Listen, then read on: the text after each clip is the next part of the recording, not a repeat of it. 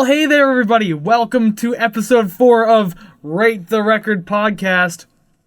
Good way to start the episode, I suppose. This is relevant, I promise. I'll get into that in a very quick second. Freaky.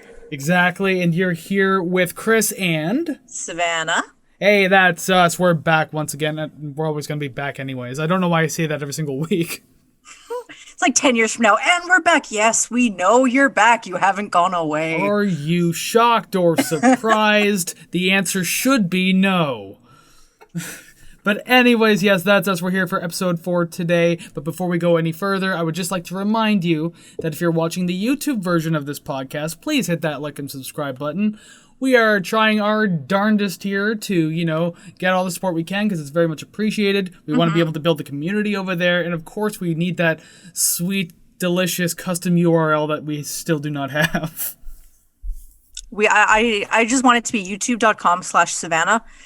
So we also need monetization so I can buy that from whoever. Just an aside. We can't just call your name, though. What about me? I'm here, too. What am I, the underling? Oh, yeah, my bad. But also, too, let's not forget about the audio listeners out there. If that is indeed you and you can't see our faces right now, well, first off, you're missing out. But also, you can follow and subscribe on whatever audio platform you happen to be listening to right now. So that would also do wonders for us. So, if you've been here for the previous episodes before, welcome back. It's great to see you again and great to hang out. But if you're brand new here, also, welcome to you too. We hope you enjoy your stay and become part of the discussion of all this music. Yes. If you don't know what the podcast is about, let me briefly explain it to you.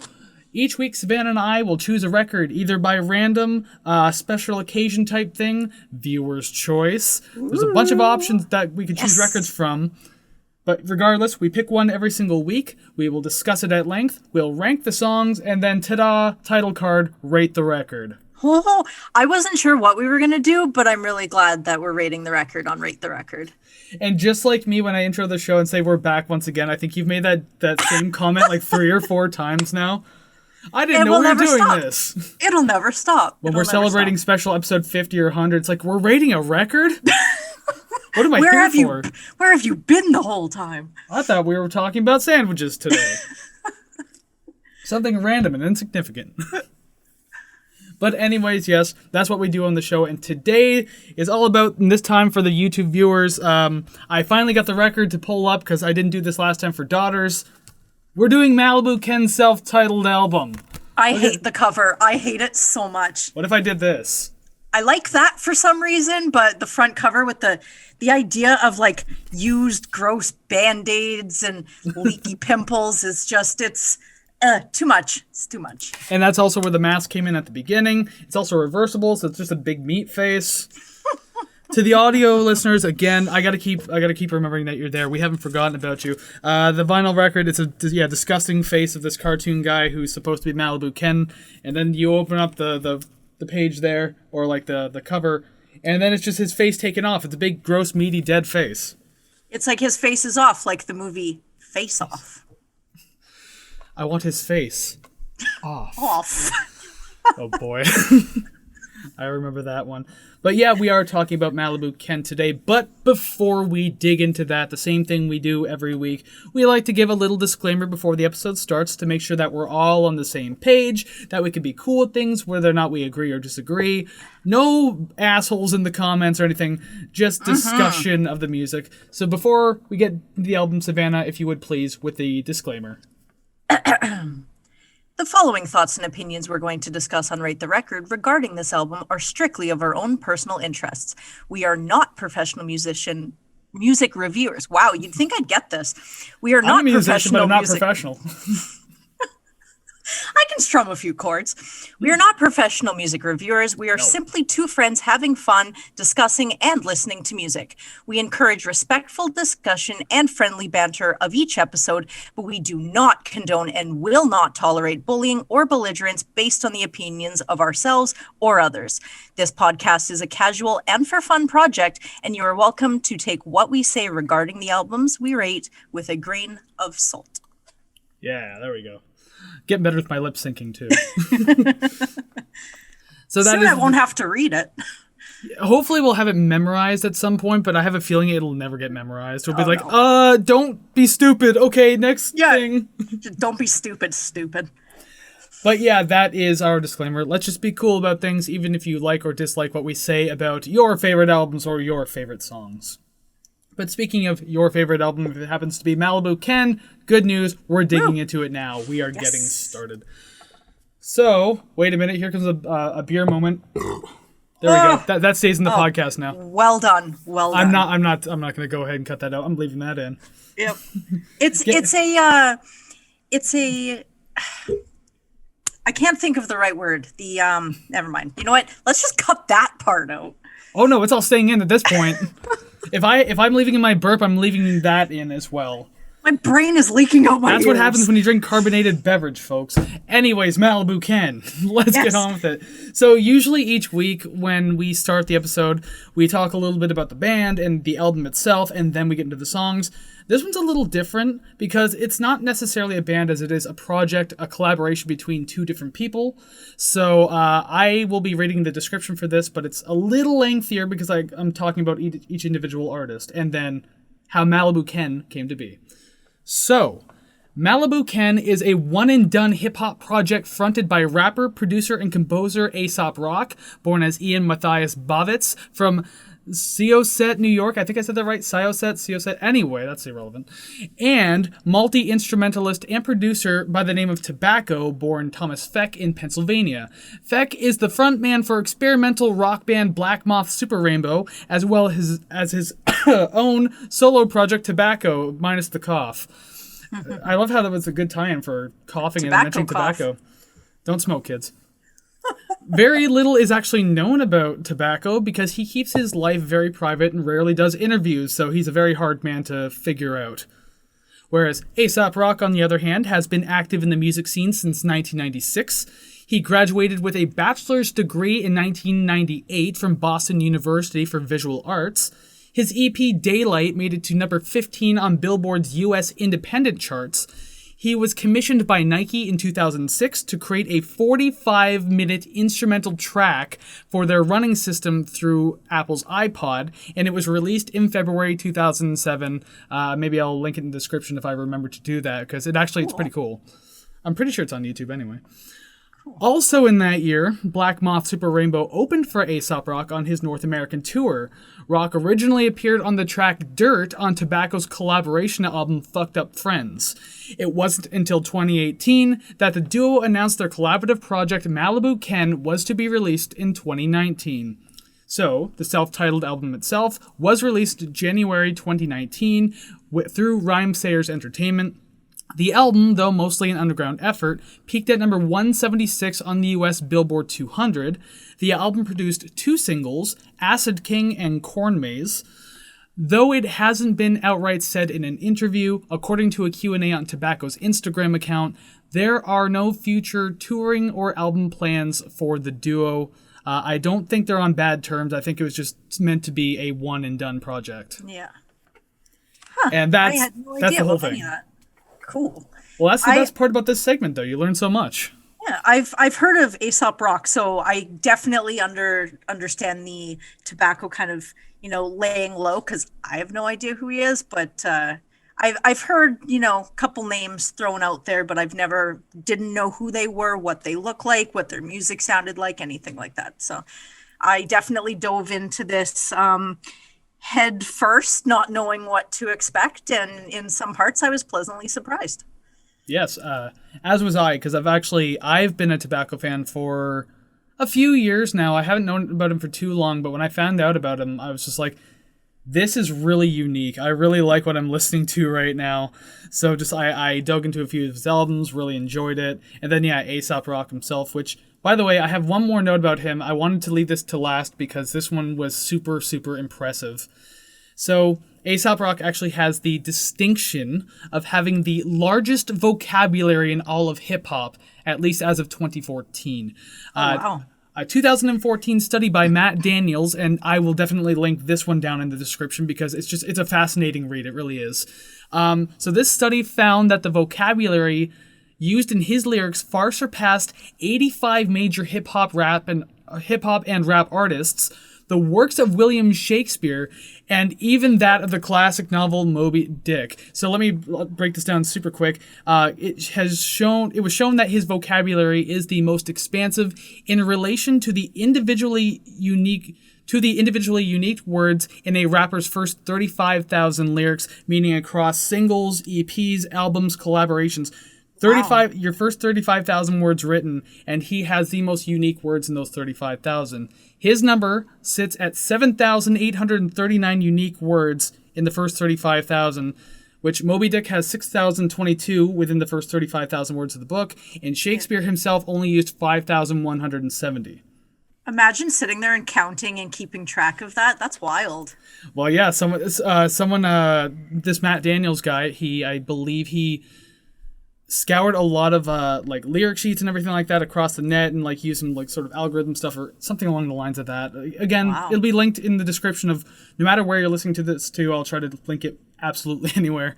Yes. But yeah, just the fact that, and he's super articulate when when he raps. Like, it is so clear, you can understand every word he says. Just yes. This guy is a treasure to the rap world. If you're a rap fan, like, and you don't know who this guy is, you're missing out. But with all of that said, we can finally dig into the album itself. Yes. So, the very first song on the album is actually the second single from the album, and that is Corn Maze. So Savannah, what are your thoughts on Corn Maze? Well, I guess I'm going to preface everything with, I don't really listen to hip hop too much. Fair. I've never actually listened to an entire album and paid attention to it. So I guess my review is kind of more based on, did I like it? Did I not like it? Because it's hard for me to talk about the drums and guitars and things that I know when there's an absence of them. So just as a little spoiler, you're going to get a lot of, I like the synths. So for this one, because I didn't know what I was getting into, I am very pleased that it wasn't lyrically what I would associate with hip hop, just sort of typically. Oh yeah. I'm listening to it and I'm like, okay, like I'm hearing some of the metaphors and sort of analogies that he's using. I'm like, okay, I'm seeing this. I'm visualizing it. Again, very articulate and clear with what he's saying. Oh, definitely. And it's not, guns and streets and cars and stuff. And I like that. I like that a lot. And I don't know. I like that the beat stayed relatively constant throughout. So then you're focusing on the lyrics. Yeah. And that's very true with all of that. I do like rap music. It's not like the biggest thing in my life, but I don't like all rap. I'm not really into like mumble or trap or anything like that. SoundCloud. Like I like I like the gangster rap of the 80s and 90s. I like stuff obviously like this album, which is kind of crazy. I'm huge on Death Grips. If anyone knows who that is, God, we'll have to dig into Death Grips one day. That shit is insane. Okay. But yeah, like I like certain types of hip hop and rap and everything like that, and this is definitely one of them. But also, as you were saying too, that you're not so big into it yourself. I think that's kind of the best part about doing a review like this, is because we've, like, maybe not so much for me, but you get to step out of your comfort zone. And so I definitely did. Yeah, you get to experience something new, and so not so much new, but just like something you're not familiar with. So you really have to pay attention and give like a fresh perspective on it. Mm-hmm. So what I thought about the song though is this is a really chill track. Maybe not the best start to the album, but I thought it was still pretty solid. Right in the beginning, I think it's the second verse, you already have your roll credits moment where he actually says, "Wake up, listen to Malibu, Ken." Yep. So I was like, oh, I can just turn off the album now. It's over. All I thought was, he said it. He said the thing. He said their name. Yeah. And this is... Okay, so this next point, this is my preface for the entire album, because again, like last week with Dream Theater when I said like, oh, the production's super tight and everything like that, blah, blah, blah. Same thing goes with this one. So I have this point that this counts for every song, that Aesop rock is just amazing, and if you know who Tobacco is, it's even better. So hearing his production all over this album is fantastic. So like, just Aesop always sounds amazing. Tobacco's like really bizarre style production shines brightly in this album, so I mean, it's fantastic. I love it. And kind of going along with other songs in this album too. I really dig how retro everything feels with like the synths and everything like that, and just the soundscapes. Even in this particular track, like it has a very bit crushed drum. Like it sounds like it's like a broken sample. Mm-hmm. I really like that though, because it doesn't really overwhelm the track, and it lets you know what's going on and what you're getting into. So yeah, I really like this one. It is not the worst. I don't know how to review this other than it sounded good. I listened to it more than once. Yeah, I just scrolled down to look at my rankings to see where I placed it. And yeah, it makes sense to me where it is. We'll get into that later. Because now we go into the next track.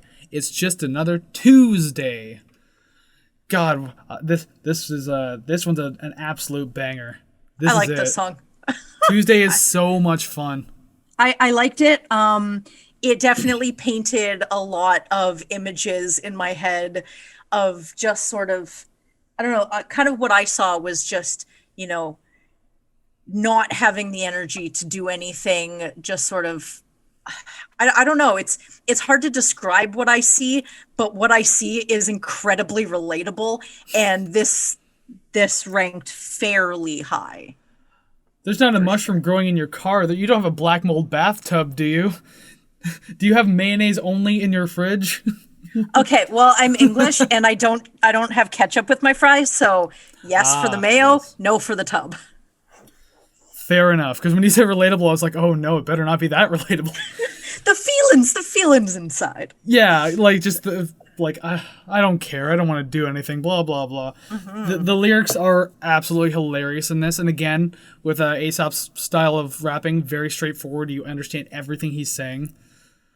And I mean, even beyond the lyrics, like throughout the whole song, you get that like that chopper kind of synth that just kind of like drives through the entire track. I really like stuff like that. It sounds super clean. Actually, I believe like this song is probably the cleanest, most polished production on the entire album, and I really love that. And I really love like in the verses how things change up every once in a while. Like I like how the vocoded like vocals come in and kind of harmonize while Aesop's rapping. I love stuff like that. It's really great. Yeah. I have to say that after the second or third time that I heard it, all I'm thinking is, it's just another Tuesday. And I'm like, oh my God, get out of my head. Sunday, Monday, happy days. Tuesday is Tuesday. Just the way he says it, it's just kind of like a drop, and you feel like a physical drop. And I'm like, I like that. It adds to the kind of, I don't know, emotional heaviness of the song, where it's just like, oh, you feel sluggish and ugh. I get all giggly. Like, I understand the lyrics and everything because, again, very straightforward, but, like, I just get giggly when I listen to this. I also like how a lot of the lines are delivered, especially the one part where it's like, unsaid prayers, undead raccoon hat. Like, he just holds on to it, and I just, like, it always makes me smile. I love that. And I feel like this would have been the best radio single for the album, but it wasn't. Yeah. But also, I kind of like that it wasn't, because it then feels like a hidden gem at that point. Yeah, so like exactly. You hear like Acid King or Corn Maze, which we'll get into Acid King a little shortly. That's an amazing track as it is. But yeah, so like you hear those, you're like, oh, okay, so that's the album. So then you listen to it, and then you hear a track like this, and it's just banger. There it is. Wasn't ready for that one. I'm surprised at the ones that I like the most, because I'd like to think that I am the best judge of everything, including hip hop music. I might be after this episode. That the ones that I like weren't singles, because I tend to gravitate towards the more marketable, sort of easier listening ones. So, like you said about the sort of diamond in the rough, sort of untapped thing, I like that. It's exciting to hear. Oh yeah, it is. And again, I think this album has a couple more like little gems like that, so it'll be interesting to dig into. Oh yeah. The next track isn't necessarily that, but it's not a bad track, though. Save Our Ship is song number 3. I'm just going to start this one off right away by saying, someone can correct me, especially if you're really good with music theory, but a 5/4 time signature in a hip-hop track.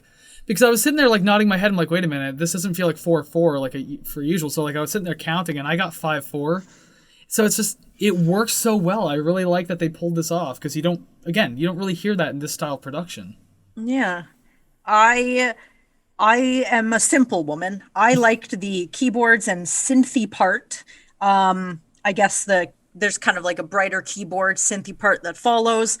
Um, it After the last two songs, I know that Tuesday was kind of a little different for sort of the vocal melody, but I feel like his kind of maybe it's the tone of his voice that just kind of sounds the same across all of them. Hmm. And it was kind of starting to sound the same to, unexperienced ears. And it was the synth for me that I'm like, okay, I'm going to stick it out. I'm going to listen to the rest of this because I enjoyed that.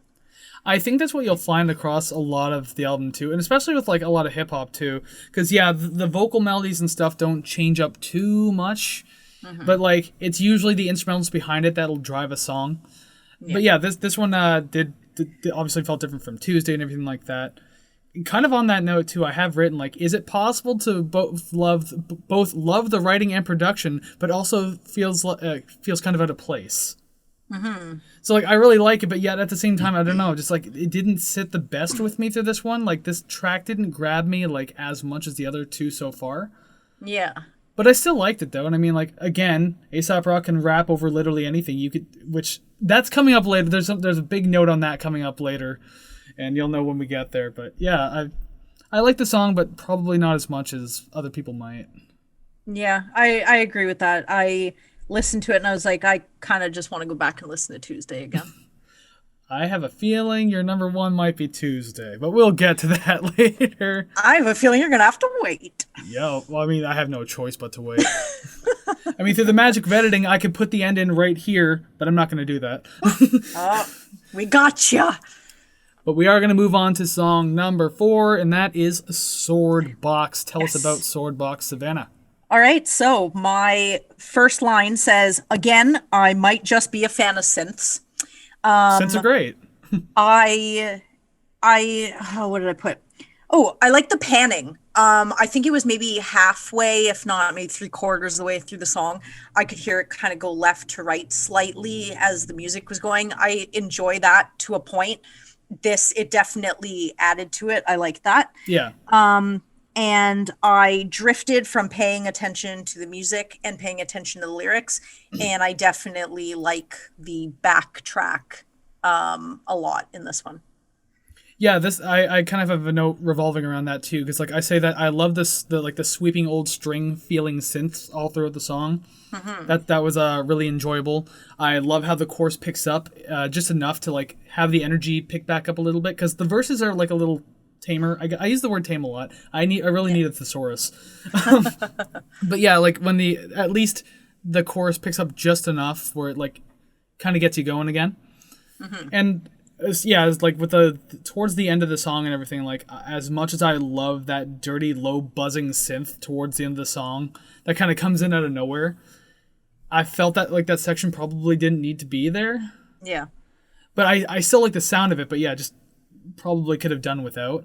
Yeah. But I mean, it's not a bad song. Like I won't spoil it, but like I rated it well enough.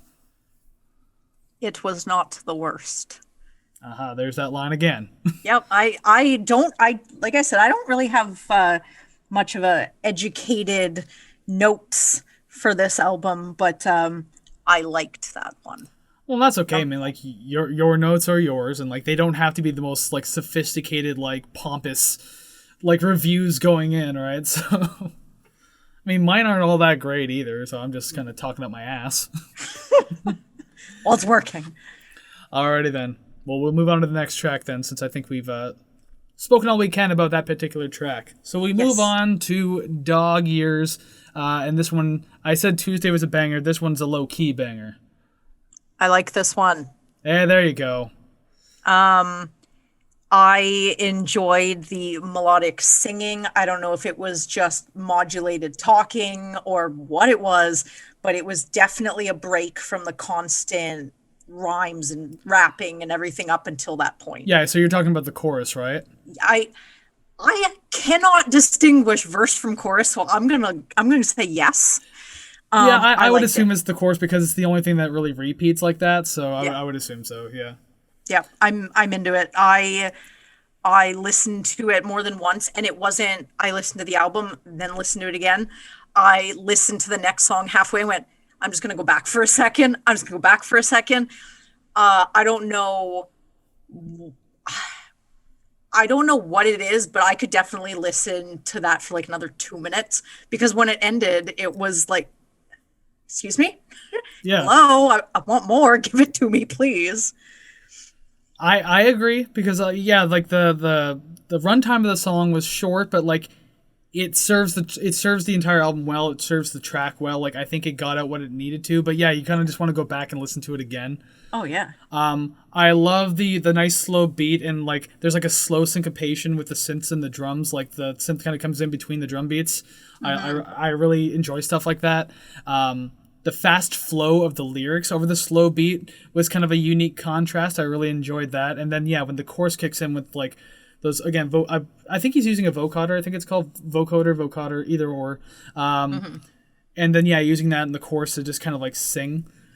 That was a nice like pullback. So just relax for a minute before we get to the next verse. But yeah, absolute low key banger. Dog Years is a fantastic track. I am into it. From someone who doesn't really listen to hip hop, I'm into it. It is now on my favorites playlist. There are good hip hop albums out there, especially weird ones like this. Depending how weird and heavy you like things, we would have to do Death Grips one day. It's been called industrial hip hop. Ooh, that's intriguing just from the description. I'll give you 3 songs to listen to after this podcast, and then you report back to me tomorrow. This is your homework. All right. I'll give you my 3 favorite Death Grips tracks, which we're not going to go into now because we're talking about Malibu Ken. Yes. So, speaking of bangers, wow, this next song I just find very, very impressive. It's Acid King, the first single that teased the entire album and got people super excited because this is a very, very minimal hip-hop track, but it is extremely unique considering what you usually get out of hip-hop and rap. It's very much drum and percussion like driven, that and bass too, whereas this was like you don't get any sense of percussion till the very end of the song. And so this made this fantastic. Oh no. I'm not knocking your opinion, because obviously you kind of, have more of a sense of what you like and whatnot. I'm kind of just figuring out when it comes to this. Yeah. But sort of the feeling that I got from it was it's like the first time that they're playing together, but they're not trying to kind of play off of each other. It's just they're sort of playing their styles and just sort of putting them together. So it did kind of it felt very off until the end, and then it was over and I was like, what the hell did I just listen to? Like, what is going on? So I don't know if that has to do with it saying Acid King. Maybe I was supposed to feel like I was on drugs, but I had no idea what was happening. To be fair, this song is actually based on a true story of a guy called the Acid King, and he literally murdered his friend in a forest. Just like the lyrics describe. But like to anyone who's heard this track, like or even if you haven't, like he's rapping very fast. Although you can hear every word he's saying still, again, that articulation's like second to none. The flow is so impressive, and again, there's no drums. He's literally rapping over this kind of like minimal type like bass synth that's kind of like doing its own little rhythm, dun dun dun dun dun dun dun dun dun, and like that's all it is. And then you get the other like the pulsing synths that kind of come in every once in a while and everything like that. I don't know. This to me, because he was able to pull it off without drums or percussion and still kind of make the song stand out, is so enjoyable. I do have mixed feelings about the ending where the drums finally kick in. Because like I feel like it's a cool conclusion to the story, especially if you're following the lyrics. But at the same time, I kind of like how the track carried itself without the percussion. So I would be curious to know if they could rework the ending without the drums. But obviously you won't agree with me on that one. I agree to disagree. I, in all honesty, wasn't really paying much attention to the lyrics, so I could have been sort of missing how certain things, work together. Maybe it had to, representation of some lyrics, But I listened to it and was kind of like, If you listen to this while paying attention to the lyrics, I think it makes more sense why there isn't drums, because it's like it's telling the story. I imagine in my own head, it's like you're sitting around a campfire and then Aesop's telling you this story. And so like it's a very personal type thing. But then it's kind of like it turns into a movie at the end where it kind of like it fades out from the fire scene and then you just see like Aesop walking through a field and like that's why the drums kick in, because he's leaving the scene and the story's over type thing. So it's just kind of concluding. And then the credits start rolling. Halfway through the album. But yeah, I particularly like this one. But that's okay. We can move on to the next one now. Yes. So, next song, Suicide Big Gulp.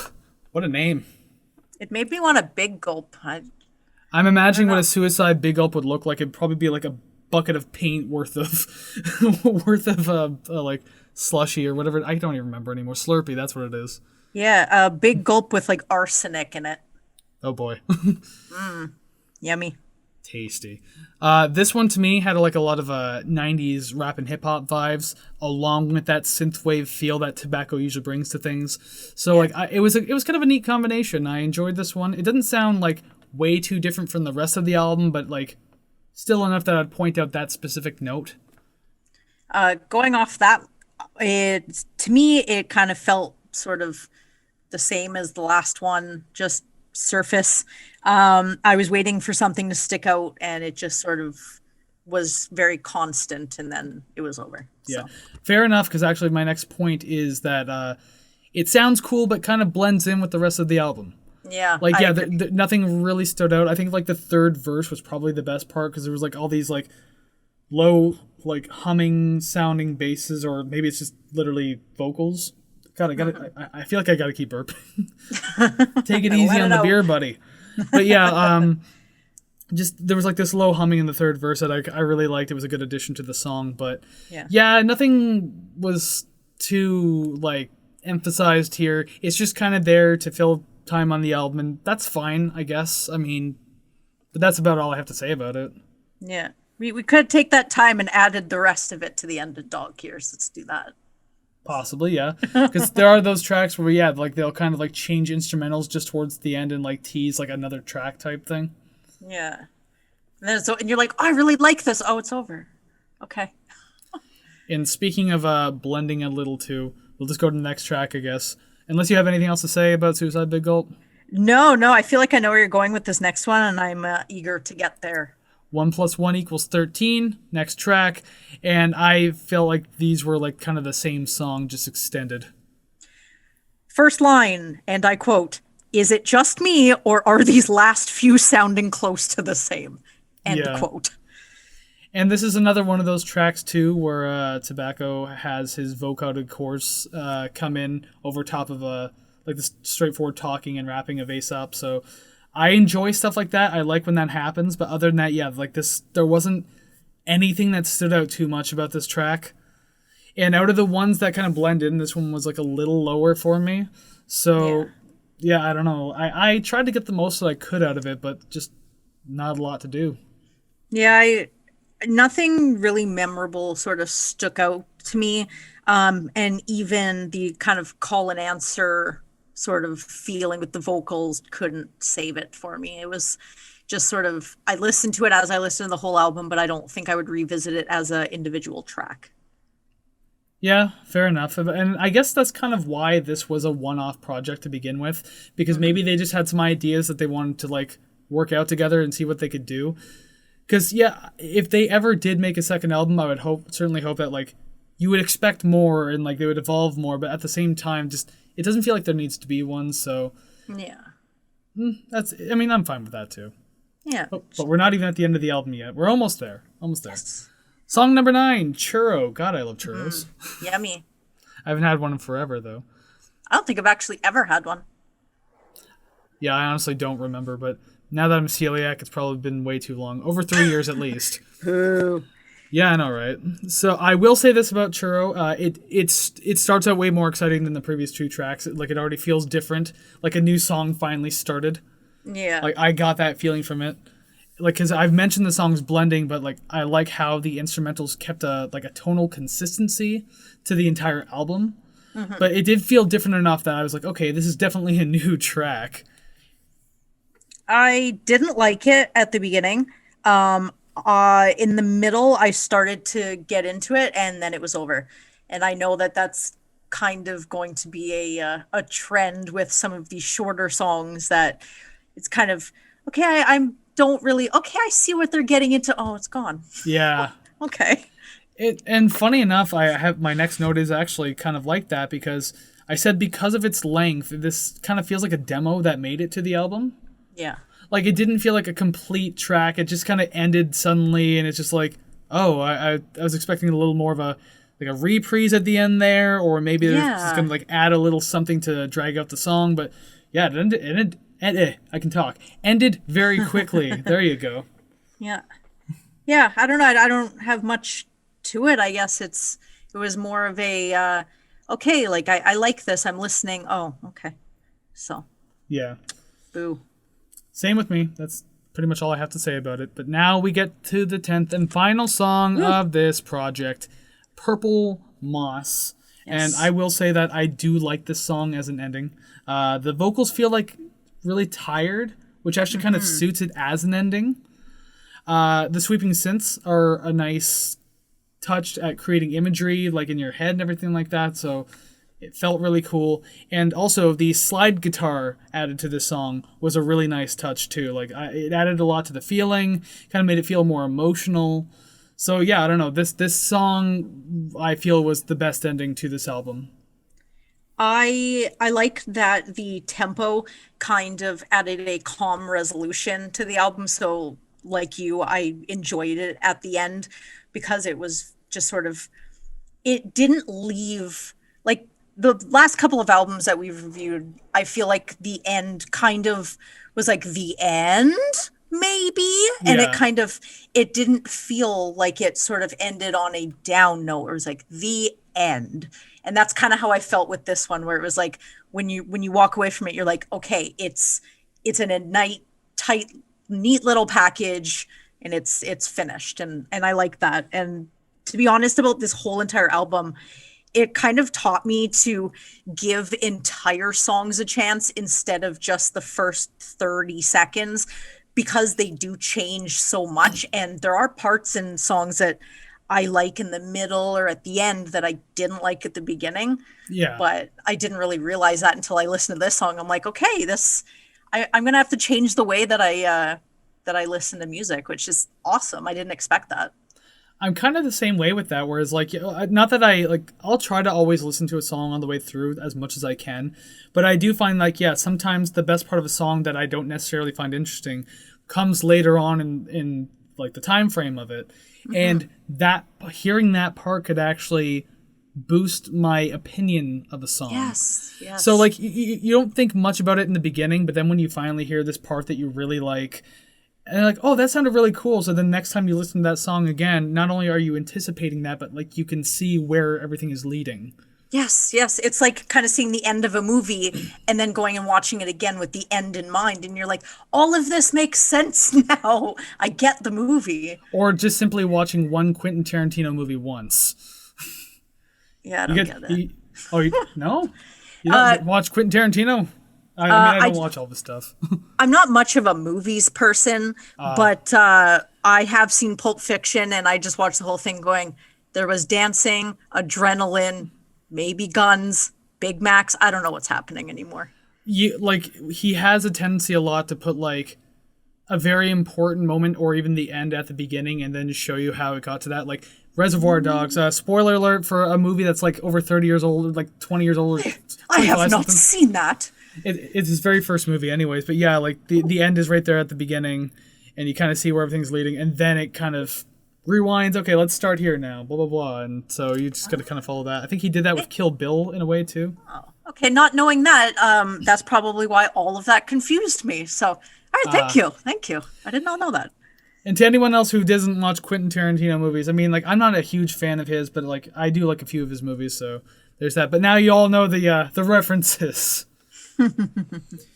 Okay, so that is the album. We're done talking about it now, so we can actually move on to the song rankings and find out where we put everything. And this is where I think we're going to have like a lot of different opinions on certain things, especially with your idea of Acid King there. That still kind of freaks me out. Yeah, there will be another episode, right? That depends. The next 5 minutes is going to make or break that. Woo, woo, my palms are sweaty, etc., etc. Mom spaghetti. Okay. Memes are funny, kids. That's how we interact with the young kids. Oh, Lord.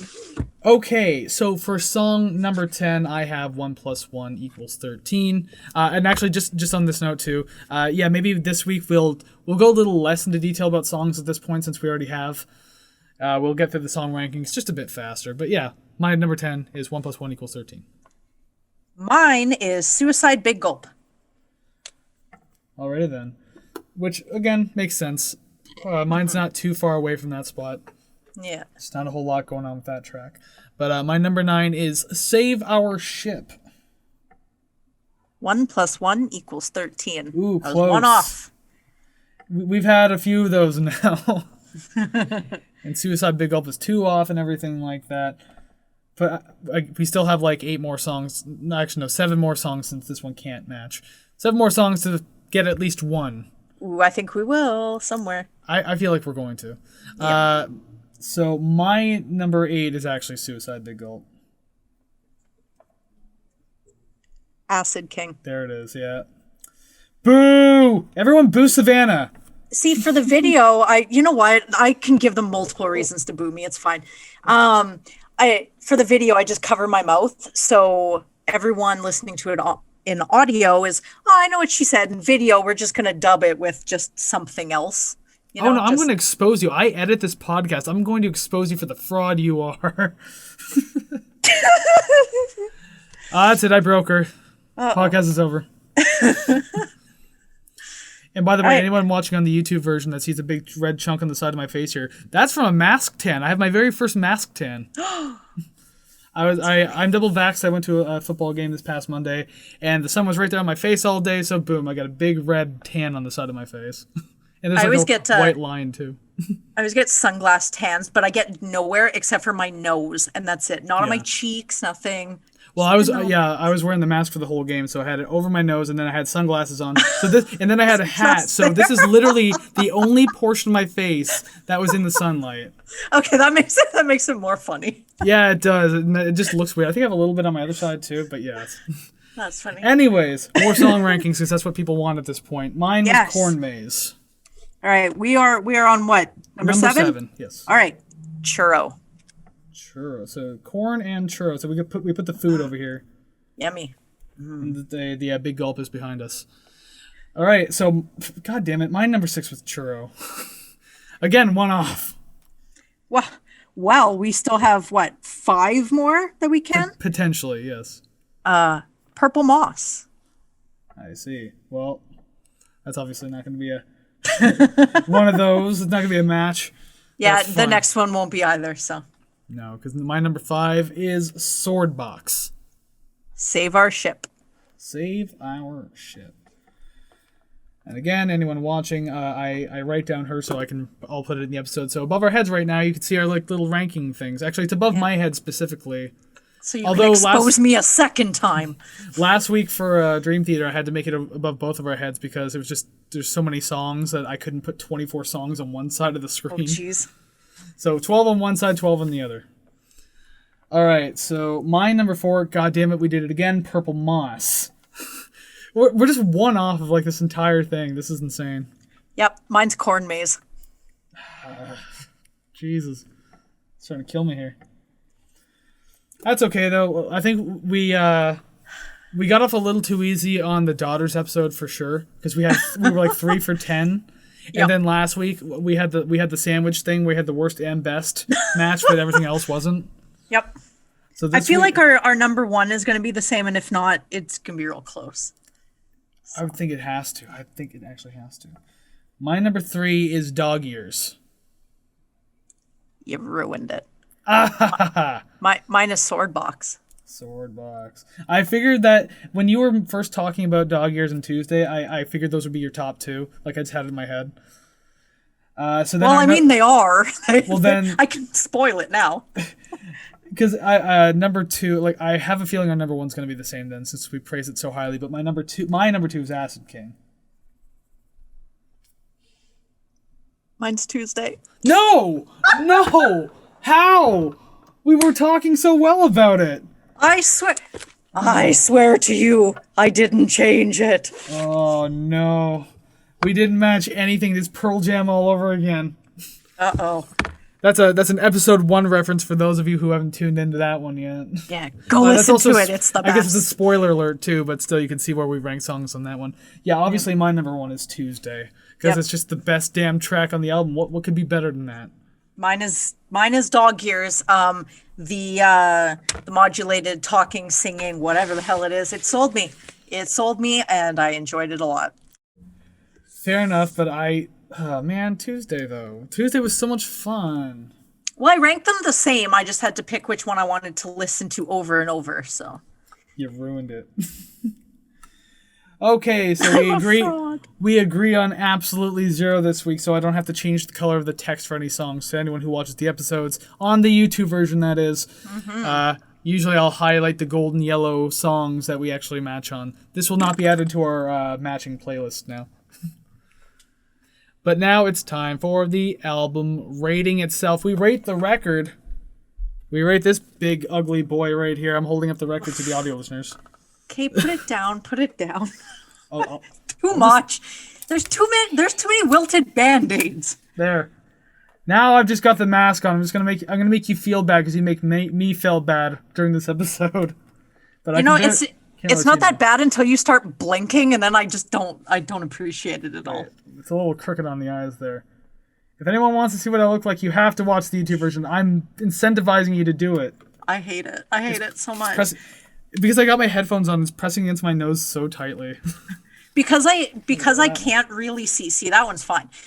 Because I can't really see the detail, you just look like some sort of like homeless, dilapidated SpongeBob. I constantly don't feel good, but I walk around and prove my worth by snotting all over everything, popping my zits onto young babies, dropping my Band-Aids into your Starbucks coffee. Just being the worst possible person I can be. What's the rating of this record, God damn it? I'm not done about the Band-Aids. No. Okay. So this is actually where I'm going to have to transition screens now because I got to show you all the tier screens. So let's get into that, shall we? All right, so here we are on the record ranking screen. Just a heads up, there's going to be a video probably shortly after this one comes out explaining about the change, or maybe actually, no, it's probably going to come up before this one, to be honest, but we're recording this way ahead in advance. Anyway, there's going to be a different ranking system. We'll explain that a little later, but we're just going to use this one for now. It's time to rate the record for Malibu Ken's self-titled album. Dun, dun, dun. So you heard our song rankings, and you see where we put everything and how we're like enemies now because we have such disagreements. That's her fault, not mine, by the way, because she has to follow my lead. Also, we tone it down for the podcast. You should just see us outside of this. Ooh, it is terrible. We don't even talk until we start recording. Like I found out where she lived and I threw rocks through her windows. Okay, like that's how bad it gets. That was you. I had to pay to replace that. You know. Yeah. Haha. There goes your deposit. Bye. Damn it. Anyways, now that we're finished disagreeing on that, we actually agreed on the album rating itself. Yeah. Though. So that's, I mean, the percentages were slightly off, but it was close enough that we could both got into the same thing. So, Savannah, where did you have this in your percentages? Mine was 65 on point, exactly. On the nose, and mine was actually, mine was on point too. I got the haha nice sex number. I got 69%. And so on this version of the ranking screen, although again, it's going to be different by the time this video actually comes out. Great organization here. Malibu Ken, let's drag it into the image. There we go. There it is. Hi, buddy. Why do we keep picking ones that have faces on the cover? Yeah, we're 3 for 4, huh? I'm just thinking about the next 2 episodes. I mean, no, they have different things on them, but it's fine. But yes, 69 and 65, that's an average of 67%. Therefore, on this rating chart, it is a B tier album. That's where Malibu Ken ends up. I personally thought it was a fun album. Things kind of blended in, so that's what really lowered the scores for me. But yeah, I like it where it is. I mean, it's not that bad. It is in good company. I mean, I like the Dream Theater one as well, but it just happened to fall within the 60 to 70 range as well. So, I mean, it is in good company. There are some songs on the Malibu Ken one that I really liked, and some other ones that just weren't hitting it for me, you know? And also, I'm updating this in real time in front of everyone's eyes because of the percentages orders. We go in order 2. Malibu Ken actually rates better than Dream Theater, because I believe Dream Theater was really 62.5 because we both had the exact same rating. So you call me a fraud having a hip-hop album from me ranked higher than a Dream Theater album? I am officially a fraud to everyone I know, to my family, to my friends, and to myself. A band that you've been listening to for 20 years, and yes, you've rated hip-hop higher than that.